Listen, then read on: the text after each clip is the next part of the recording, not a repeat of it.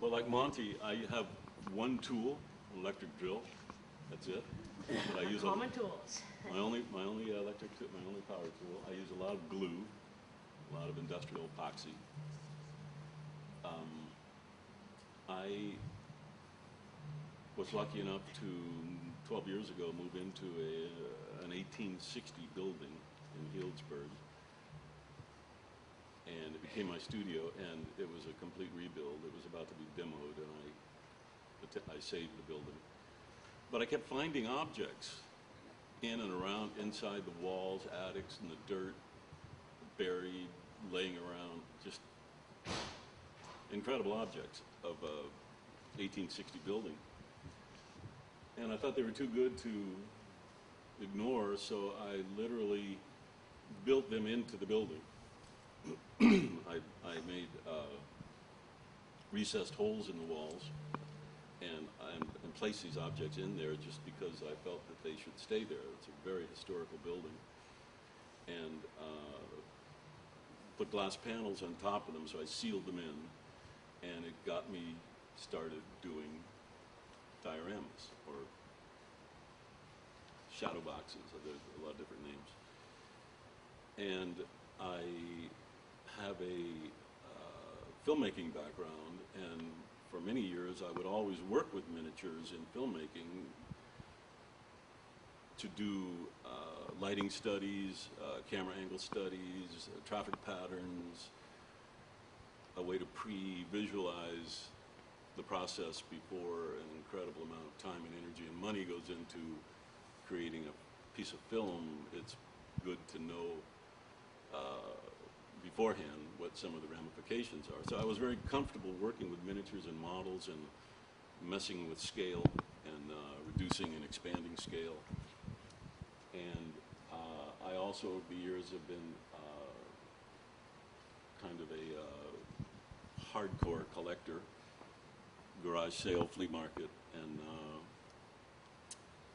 got to the point, I was so far gone that I got to the point where I was buying unclaimed storage goods, blind boxes you pay by the weight, maybe a nickel or a dime a pound, and you would buy things that people put in storage years ago and never claimed, never picked up. So they, after a certain amount of legal time, they sell these things. So I started really accumulating a lot of stuff. And decided that I had to do something with all this stuff, finally. I had cases and cases and cases and boxes and shelves of this stuff. I don't know quite why, but I think it might go back to the hunter-gatherer foraging around, grabbing things, getting things. This,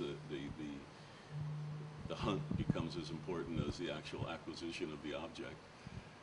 And with me, it's about 50-50. Sometimes a piece will inspire me to do something. I'll see it and I'll say, oh, that's, as Monty would say, that rolling pin is a sailboat. An object might talk to me and tell me that it is that, or wants to be that, or wants me to make it that. Or that's half the time. The other half of the time, I do have a pre-image, a pre-vision of what I want. So I'll go seek that thing, that object. And probably the way all of us work, I guess this is nothing unique. And then I'll form fit that into whatever it is I was trying to create. I read somewhere that in human beings that the eye is the same size at birth as it is your entire life. It's the one part of our anatomy that is that size when you're born and that size when you die. And the rest of us, everything else gets bigger or shrinks or expands. And I was inspired by the concept of that the eye is never full. It's not got any limitations or capacity problems. It just can continuously, bottomless pit of the ability to absorb. So this is based on that. The eye is never full. And I equate this to that drawer that we all have in our houses, where all the old dead keychains and flashlights and objects, nail clippers, everybody has that drawer. Years ago, when radio was popular, it was called the Fibber McGee drawer, and it was part of a radio show. And every time this Fibber McGee character would open the drawer, there'd be these horrible sound effects and the clunks, clanks, clatter, junk falling all over the place. So that's what inspired that piece.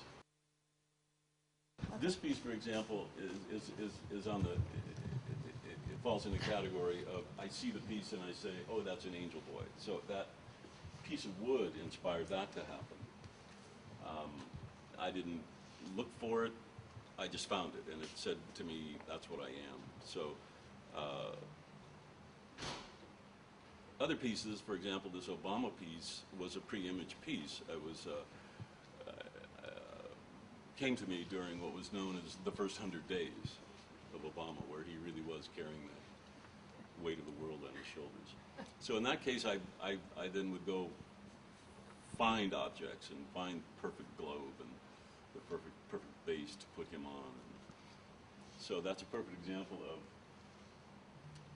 serendipitous finding of the object versus seeking and forming and shaping and making it be what I want it to be.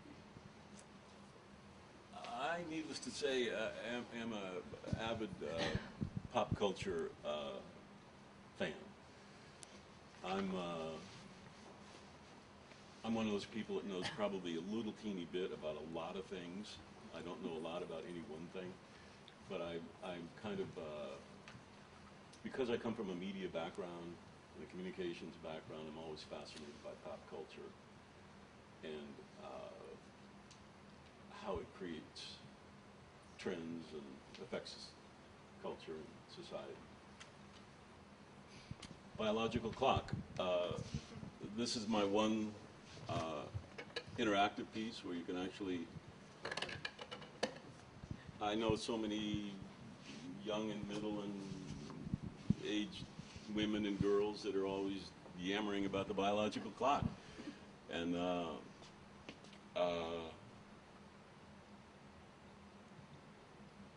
I guess I wanted to show some empathy for them. I don't know quite what else to say about it. And also selfishly, I wanted to do this interactive piece, a piece you could actually play with, and so that's how that happened. The impressions of these people, or did you just study their teeth and make these impressions? No, I just used with what I could get from my dentist. Oh, okay. He saved some for me. He gave them to me. Okay. And how did you choose the personalities to go with the impressions? Well,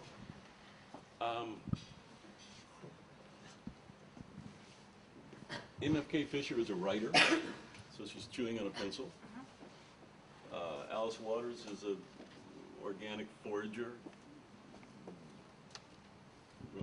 beating around the forest looking for odd things to eat, and so ends up a cricket. Jacques Pepin is, this is a pack of matches from his restaurant in France. Ruth Reichel is also a writer, so those are itsy bitsy little pieces of topography in her mouth.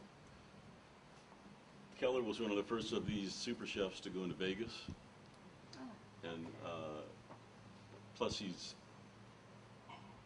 might be a gambler, I don't know, maybe not. He's so smart and so gifted that maybe he doesn't gamble, but I know he was one of the first ones to go into Vegas.